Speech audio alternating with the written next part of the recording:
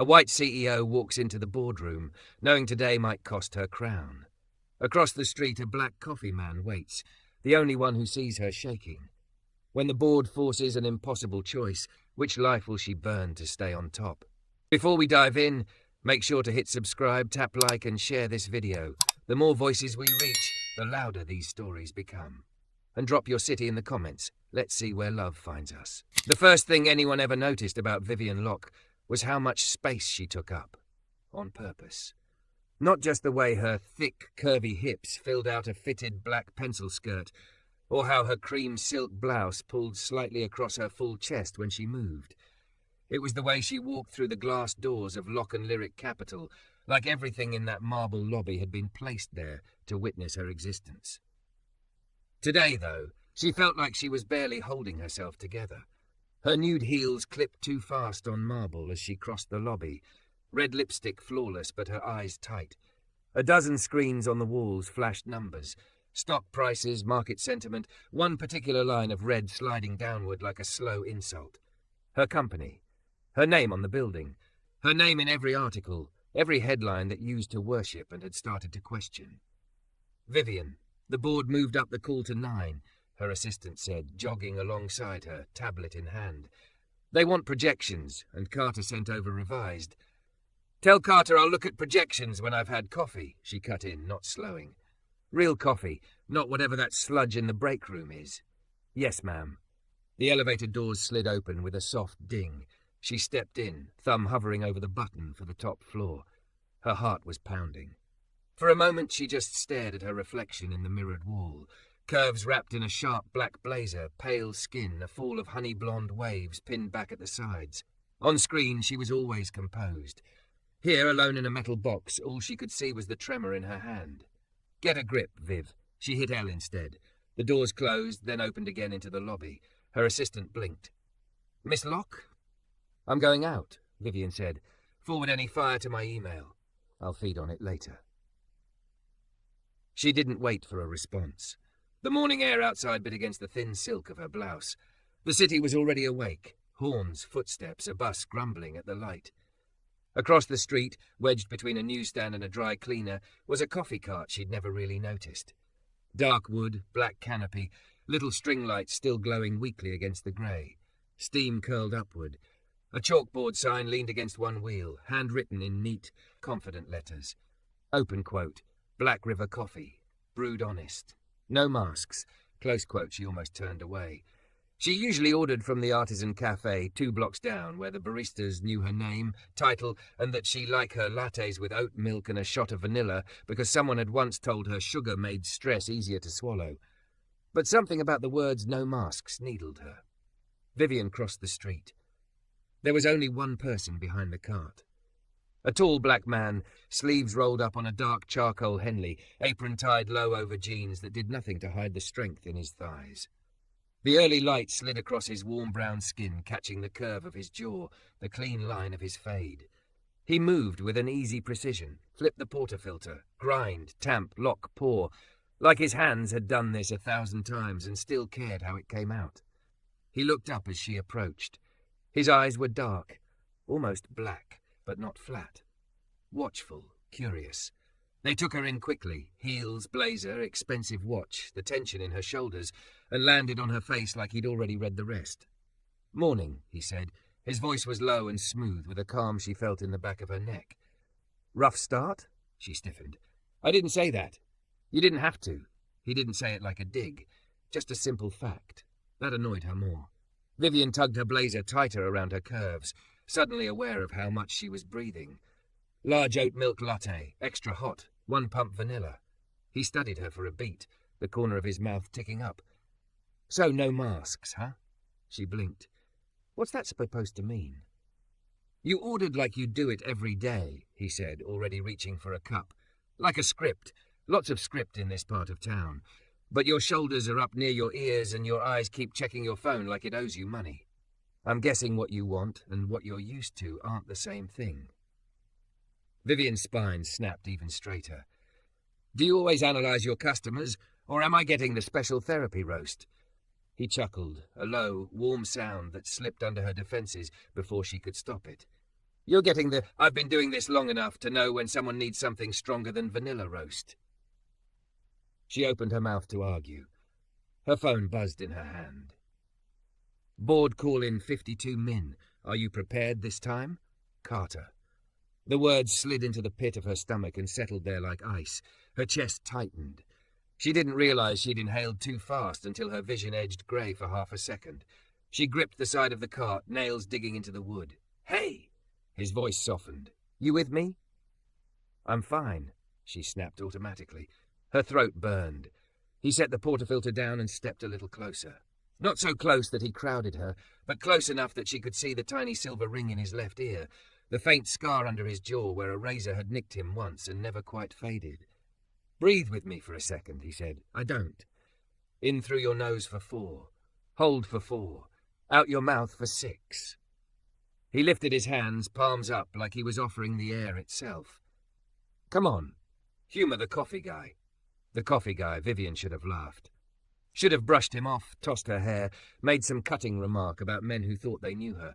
Instead, her lungs seized again, and for one raw, unguarded moment, she was just a woman who hadn't really slept in 3 days and kept singing the words "runway collapse" behind her eyelids. She matched his cadence. In, 2, 3, 4. Hold, 2, 3, 4. Out, 2, 3, 4, 5, 6. Her shoulders dropped a fraction. "Better?" he asked quietly. She hated that the answer was yes. A little. He smiled then, small but real. "That one's free. The coffee will cost you, though." "Oh, right. Because you're definitely in a position to charge me for breathing lessons." "Trust me," he said, turning back to the machine. "You can afford it." She frowned. "You don't know that." He glanced at her over his shoulder, amused. "You're wearing a watch that costs more than this cart." She looked down at the slim gold piece on her wrist. She'd bought it the day the company hit a valuation no one thought they'd see. It felt heavier now. "What's your name?" he asked, steaming milk, the hiss of it oddly soothing. "Vivian." "Vivian." He rolled it around like he was tasting it. "I'm Malik." "Malik," she repeated before she could stop herself. Something softened in his expression at the way she said it, like she'd passed some invisible test. "All right, Vivian extra hot 1-pump vanilla," he said, pouring espresso into a cup that smelled like dark chocolate and something warmer, almost spicy. "Do you trust me?" "Absolutely not," she said without thinking. He laughed again. "Good, you shouldn't, not yet, but I'm going to make you something different from what you asked for." Her eyes narrowed. "I told you what I wanted." "No," he said, finishing the pour, adding a dusting of cinnamon on top. "You told me what you're used to, not the same thing." He slid the cup toward her. She stared at it like it might explode. "If I don't like this, I'm never coming back." "If you don't like it," Malik said calmly, "you can throw it in my face." She arched a brow. "You seem awfully confident for someone standing in front of a woman in 4-inch heels." "Oh, I see the heels," he murmured, eyes flicking down and back up. There was no leer there, just quiet appreciation. "I also see the circles under your eyes and the way your hands shook when you checked your phone. Try the coffee." She hated being seen. Really seen. The board saw her numbers. The media saw her headline. Men on panels saw her curves before her slides. This stranger with his warm hands and quiet voice had seen her shake. Vivian lifted the cup, heat seeping into her fingers. She brought it to her lips and took a cautious sip. Rich, smooth bitterness bloomed on her tongue, cut with a subtle sweetness that wasn't cloying. The milk was velvety, the cinnamon just enough to feel like warmth rather than dessert. For a second she forgot the numbers, forgot the board, forgot everything but the way the warmth slid down her throat and settled in the tight space behind her ribs. "What is this?" she asked, frowning down at the cup. "Half-calf flat white," Malik said. "Oat milk, a little honey, cinnamon. Enough kick to get you through an emergency meeting, not enough to make your heart punch through your ribs." She swallowed again, slower. "How did you?" "You looked like someone who's been living on adrenaline," he said quietly. "Someone who doesn't know how tired they are until their body just quits. Caffeine's a drug. I'd rather not help you fall over in that pretty blazer." Her face heated. He'd called her pretty like it was an afterthought, a simple statement, not a weapon. Her body, her softness, her curves, none of it sounded like an accusation in his mouth. "I don't have time to be tired," she muttered. Maybe, he said. But tired already has time for you. Something about the way he said it made her chest ache. Her phone buzzed again. 43 minutes to the board call. She took another sip. I should pay you, she said, reaching for her card. He shook his head. First one's on the house. I don't do freebies. Yeah, Malik said softly. I guessed that. Their eyes met. For one strange, suspended second, the city noise faded. The glass tower behind her, with her name on it, felt less like a monument and more like a cage. She broke the moment first, tugging her blazer tight again. I have a meeting. I figured, he said. Come back after. Why? He studied her, not flinching from the question. Because I want to see how you're breathing when it's over. Vivian swallowed. That shouldn't have felt like the most intimate thing anyone had said to her in years. She turned away before he could see too much, coffee warm in her hand, heartbeat steadying in a way that had nothing to do with caffeine. As she stepped back into the lobby of the building with her name carved 10 feet high, she realized with a flicker of something she refused to name that for the first time in a long time, she was already thinking about coming back. The boardroom always made Vivian feel like she was back in high school, squeezed into a desk too small for her body. Only now the desks were a custom walnut table, and the boys with opinions were old men with titles. She sat at the head anyway.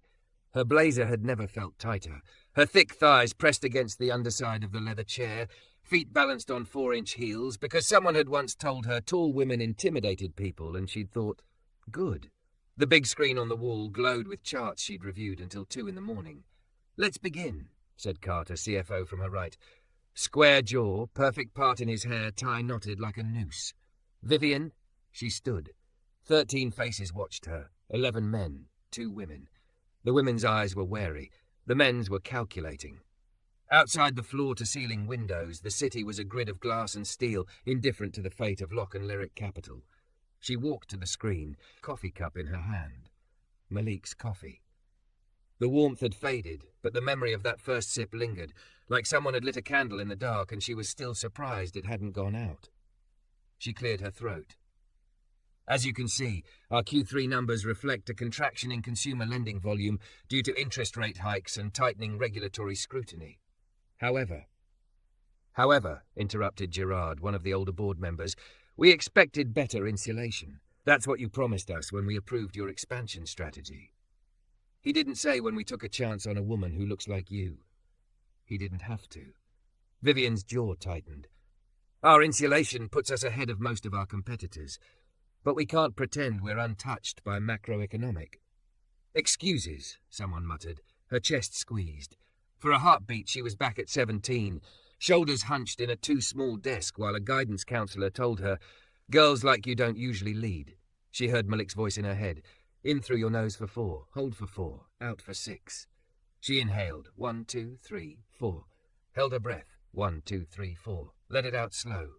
1, 2, 3, 4, 5, 6. Some of the panic loosened its teeth. We're not making excuses, she said, voice steady. We're adapting. I'm proposing we freeze new high-risk lending, accelerate our B2B partnerships, and restructure the margin on. Carter cut in. You also pushed for brand humanization instead of further cost-cutting last quarter. That's not exactly paying dividends. A few of the men smirked. Vivian ignored the flash of humiliation. Investing in customer relationships isn't charity, it's retention. Our data shows... Your data shows red, Gerard said, pointing to the chart. You've been distracted. The press, the photo shoots, that ridiculous people-first campaign. We need someone focused on numbers, not feelings. Her fingers tightened around the coffee cup. Brewed honest. No masks. Malik's chalkboard sign flashed in her mind. Vivian forced a breath. This company is built on people's lives. Their savings, their debt, their futures. If we ignore the human factor, we lose everything we say we stand for. Spare us the slogan, another board member said. What you're saying in plain English is that you gambled and it didn't work. Carter folded his hands. We're not saying you're out, Vivian, but we need reassurance that you're still the right person to lead, that you're not too emotionally invested to make hard choices. Too soft, too curvy, too much, always too something. Heat crawled up her neck. So you want layoffs? We want responsibility, Gerard said. Trim the fat. Close branches that underperform. Raise interest rates, stop worrying about your public image, and start worrying about shareholder value. Someone chuckled under their breath.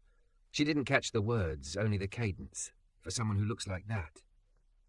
The coffee in her hand had gone lukewarm, but it was still the only thing grounding her.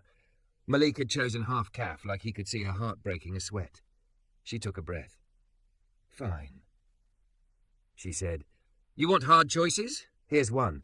We streamline our leadership. We cut vanity projects from the top, not lifelines from the bottom. No layoffs from customer support or retention teams. We freeze exec bonuses for the year, including mine. Silence fell. One of the women on the board blinked, surprised. You can't be serious, Carter said. You've earned. What I've earned is the responsibility to keep this company's soul intact, Vivian said. Her voice wasn't loud, but it carried. I'll send you all a restructuring plan by end of week. We'll hit the numbers without gutting the people who answer the phones when our customers are scared. She met each of their eyes in turn. The ones who looked away told her more than the ones who didn't. If that's not the kind of leadership you want, she finished, say it plainly. Don't hide it in charts. The meeting dragged on. Questions, data, veiled threats. By the end of the 2 hours, Vivian felt like she'd been scraped out with a spoon. They didn't fire her. They also didn't say they were proud. Carter caught up to her outside the boardroom. That stunt with the bonuses. Wasn't a stunt, she said, moving past him. Send me the margin reports. Vivian, this isn't personal. She stopped, turned. This is their mortgages, their kids' tuition, their retirement. It's all personal, she said. That's the part you never understood. She left him in the hallway. By the time she hit the lobby, the world felt too bright. Screens flashed headlines about her company. Her company. People moved around her like currents, and she was suddenly afraid she might drown standing up. Without really deciding to, she walked outside. The sky had turned heavy, clouds low and grey, the kind that made the city feel smaller, crushed under its own weather. Across the street, the coffee cart was still there. A stupid, shaky part of her relaxed. Malik was restocking cups when he saw her. His gaze flicked over her fast. The smeared edge of her eyeliner at one corner, the way she held herself like her bones had been replaced with glass. He said nothing about any of it.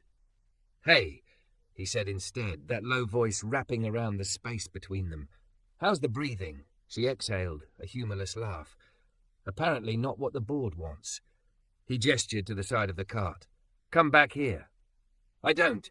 Vivian. He used her name like a gentle tug on a leash she hadn't known she was wearing. You look like you're about to give that blazer away and start walking into traffic just for the quiet. Come sit down for a minute. There was, she noticed now, a small crate turned into a makeshift stool behind the cart, and another upside-down box that served as a table. A chipped blue mug sat there, steam curling from whatever was inside. She hesitated.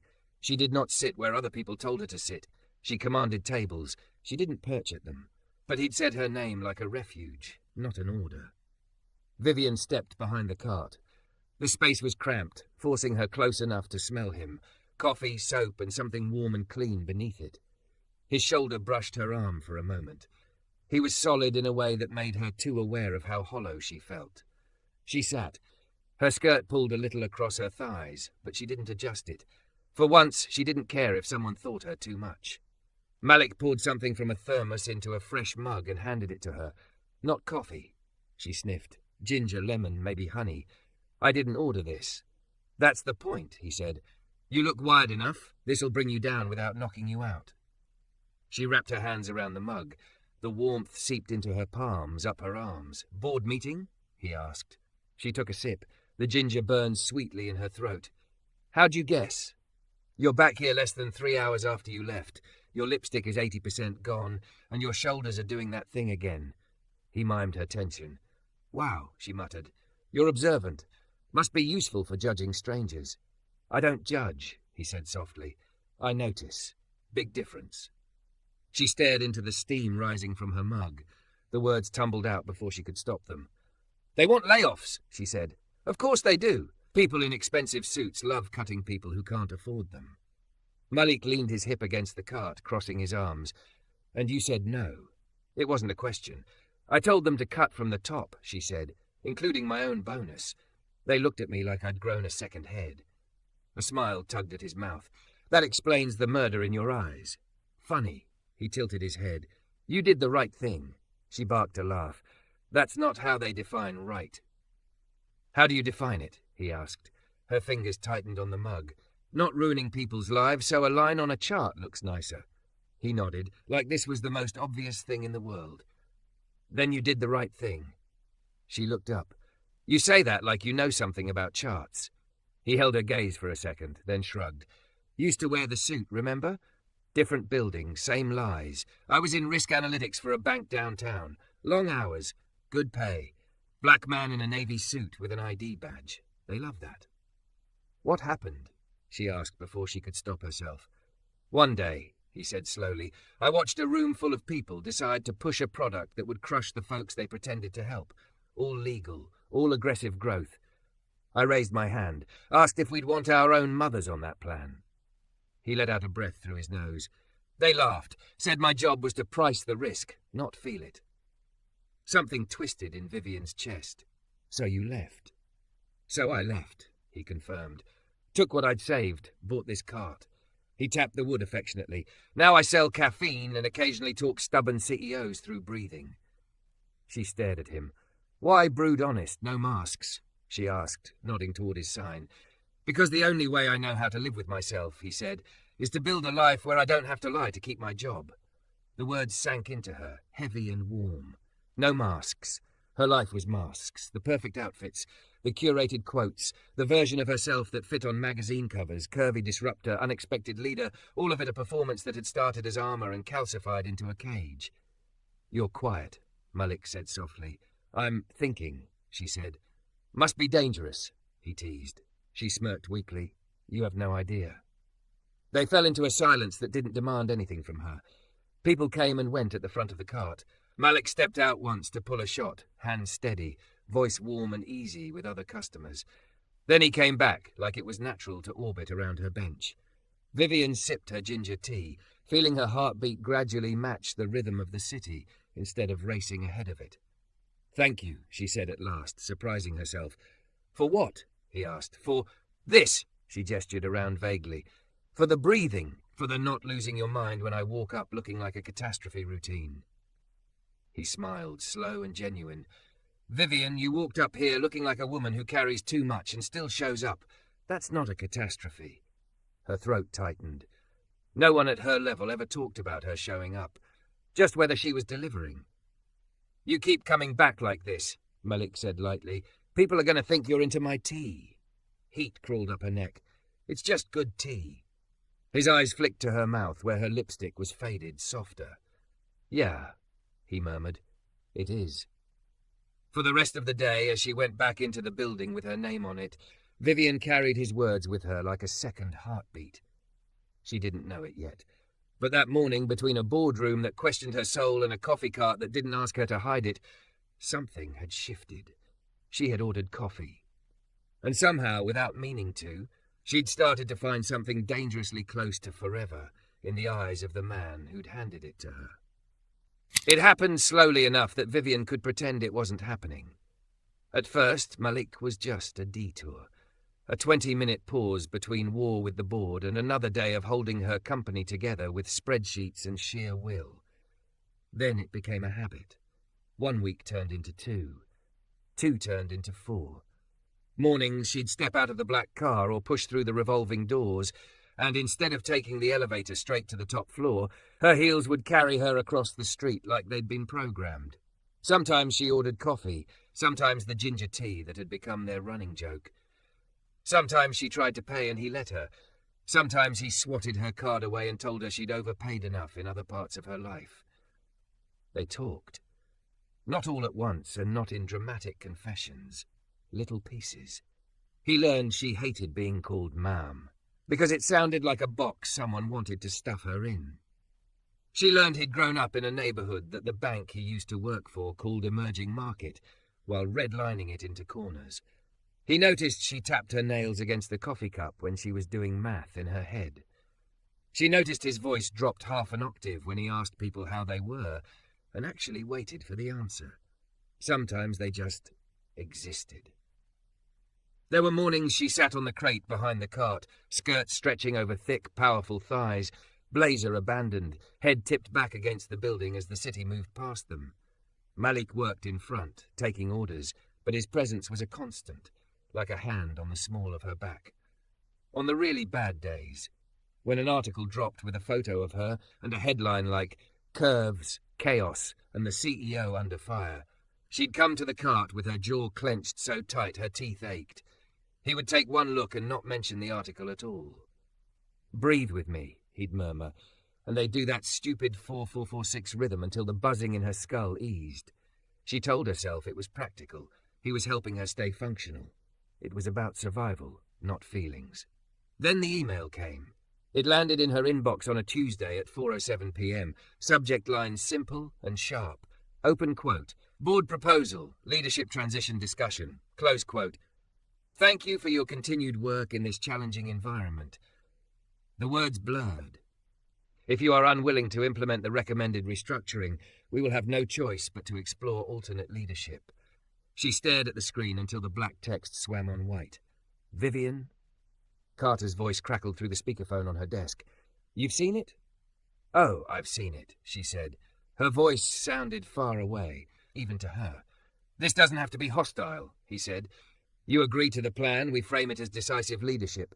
We can still spin this." "The plan," she repeated. "You mean slashing 300 jobs and hiking rates on customers already hanging by a thread?" He sighed. "We're bleeding, Viv. It's us or them. There is no us without them." He was quiet for a beat. "You've gotten emotional about this." She almost laughed. "Emotional. That's the word you use when a man calls it vision and a woman calls it not destroying people." "Don't make this ideological," he said, patience thinning. "Make a choice. The board meets Friday. You either come in with the cuts or you come in with a resignation they can accept gracefully." The call ended. The office, with its glass walls and curated art, suddenly felt like a stranger's house she'd been squatting in. Her name was on the door, on the building, in the headlines. And in one email, it was like someone had held an eraser to the life she'd bled for and started rubbing. She stayed at her desk until the sun slid down behind the glass skyline and the office emptied into echoes and cleaning crews. Her reflection in the window looked like a ghost wearing her blazer. Her phone chimed. "Malik, you still breathing, Vivian?" She stared at the screen. Somehow, over weeks of coffee and quiet questions, she'd given him her number. "In case I experiment with something that might kill you," he joked. "Need you alive to sue me?" She typed, erased, retyped. Finally she wrote, "Vivian, barely." "Then are you still at the cart?" There was a pause. "Packing up. Why?" She hesitated, pride thrashing. Then, like ripping off a bandage, "I don't want to be alone right now." 3 dots appeared, disappeared, appeared again. For a moment she thought she'd made a mistake, overstepped some invisible line. Then Malik. "Stay where you are. I'll come to you." She started to protest, fingers flying. "You don't even know where my office is." His reply came back almost immediately. "Malik, top floor of the building with your name on it. Take the elevator down. Meet me out front in 10. Her throat tightened. She'd never told him her floor. She closed her laptop, slipped into her coat, and for once the trip down in the elevator felt like surfacing instead of sinking. Outside, the city had turned to rain. Not a soft drizzle, but the kind that came sideways, needling the skin. People scurried under umbrellas, taxis hissed on wet asphalt, the air full of honks and distant sirens. Malik stood under the awning of her building, damp hair curling slightly at the edges, hoodie darkened with water. He held a folded umbrella in one hand and a thermos in the other. When he saw her, something in his face softened, like he'd been holding his jaw tight too. "You came," she said stupidly. "You called," he answered, as if it were that simple. He popped the umbrella open and moved closer, angling it automatically so it covered more of her than him. She was suddenly aware of how her curves pressed against the belt of her coat, how the rain had made her hair fall in waves around her face, less controlled than usual. "You'll get soaked," she said. "I've been wet before." The innuendo hit her a half-second before his grin did. She let out an involuntary laugh, the sound catching in her chest. "Walk?" he asked. She nodded. They moved in sync without really thinking about it. bodies unconsciously adjusting to share the space under the umbrella. His arm brushed hers every few steps. Each contact was a small, steadying shock. They went nowhere remarkable. Just around the block, past the coffee cart now folded and locked, through streets that smelled like wet concrete and distant street food. He didn't ask what was wrong, he waited. It took 1 block before the silence started to feel heavy, 2 before it felt like a question. On the 3rd, she stopped. The rain pounded just beyond the umbrella's edge, a shimmering curtain around their small dry bubble. "They want me to fire 300 people," she said. The words came out flat. "Or they want my resignation." Malik's jaw flexed. "Bored?" She nodded. He shifted the umbrella to his other hand so he could see her face without twisting. "And what do you want?" he asked. She let out a sound that wasn't quite a laugh. "What I want is for the numbers to magically fix themselves and for people to stop writing articles about my body, like it's a stock they're shorting."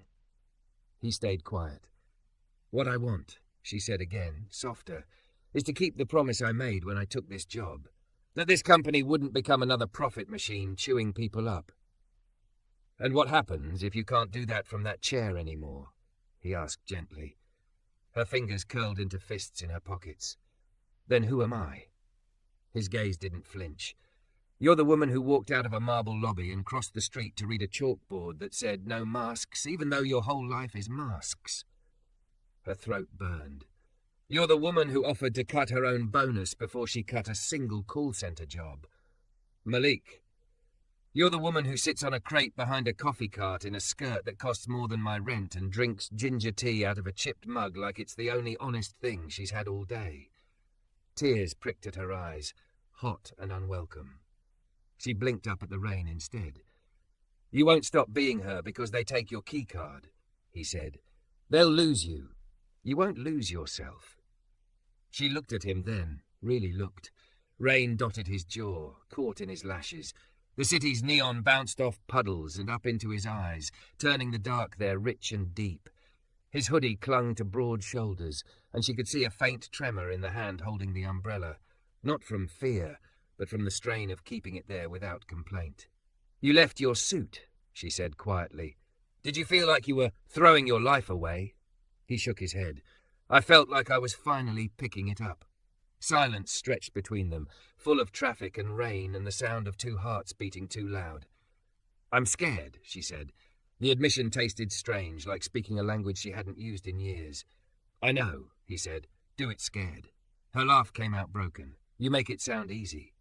"It's not," he said simply. "It's hard as hell. You'll miss the power and the title and the way people's eyes widen when you say what you do. You'll miss the building with your name on it."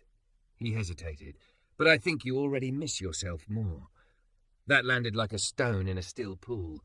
She'd been missing herself for so long, she'd started to think the hollow feeling was just success. Vivian swallowed around the lump in her throat. "If I walk away, everyone will say I failed." "Maybe," Malik said. "Or maybe they'll say you walked when the price was your soul. Either way, they'll talk. That's what people do. Let them." He stepped the tiniest bit closer. "What do you say?" Her breath hitched. She thought about numbers and charts and headlines. She thought about the janitor on the 15th floor who always smiled when she stayed late. About the single mother in customer service who'd written her an email once, saying thank you for the childcare policy that meant she didn't have to quit. About Malik standing in a navy suit in some boardroom years ago, asking about mothers and getting laughed at. About his hands, wrapping gently around a paper cup, teaching her how to breathe again. "I say," she exhaled. "I say I'm done letting men who will never feel the cost of their decisions tell me how much compassion I'm allowed to have." A tear slipped down her cheek. Before she could swipe it away, his thumb was there, warm and careful, catching it at the corner of her jaw. He touched her like she might bolt, like consent was woven into every fraction of movement. "Hey," he said softly. "Look at me." She did. "Whatever you decide Friday," he said, "make sure you can look at yourself the way I'm looking at you right now." "How's that?" she whispered. "Like you're the bravest thing I've seen in years." The world tilted. She hadn't realized how desperately she'd needed someone to say that. Not brilliant, not disruptive, not impressive. Brave. Her voice came out small. "Stay if I fall?" He smiled, slow and steady, like sunrise through rain. "Vivian, I was here before you fell. I'll be here after." Something inside her unclenched. Under the umbrella, the space between them seemed to shrink all on its own. Her fingers slid out of her pockets, hanging uselessly by her sides. He looked down, eyes searching her face for something. She realized with a sudden, sharp clarity that she wanted to kiss him, not as a distraction, not to prove she could, because his presence had become the one place in her life where she didn't feel like she had to earn the right to exist. She stepped closer. "Malik," she breathed. "Yeah?" "This is a bad idea." His lips curved. Most good things start that way. He didn't lean in first, he waited. The choice, like so much else tonight, was hers. She rose onto the tips of her heels, coat pulling tight across her curves, and pressed her mouth to his. The kiss was not cinematic. There were no fireworks, no perfectly timed strings. It was warm and a little clumsy, her nose bumping his hand fumbling with the umbrella as it tilted and dumped a sheet of rain onto their shoulders. They both laughed against each other's mouths, and then, somehow, the laughter turned into something deeper. His free hand cupped her jaw, fingers splayed against her neck, thumb brushing her pulse. She opened to him on a sigh, tasting coffee and rain, and something that felt dangerously like home. When they broke apart, both breathing a little harder, the umbrella was askew and they were half soaked. Her lipstick was smudged. His smile was not. "For the record," he said, voice low, "you did order coffee first." She huffed out a breath that was almost a sob. And I think you just found something else on the menu." She scrubbed a hand over her face, water and makeup mixing under her fingers. "I have to walk into that boardroom on Friday and probably blow up my life." "Good," he said. She stared. "Good?" "Yeah." He squeezed her hand, fingers threading through hers without fanfare. "Blow up the parts that were killing you." She looked down at their joined hands, at the contrast of his darker skin against her pale fingers, at the way they fit like something she hadn't realized she'd been reaching for. "Stay," she whispered again, because the question had become a prayer. "Vivian," he said softly, "you came to my cart for coffee and left me with your story. I'm not going anywhere." Friday came.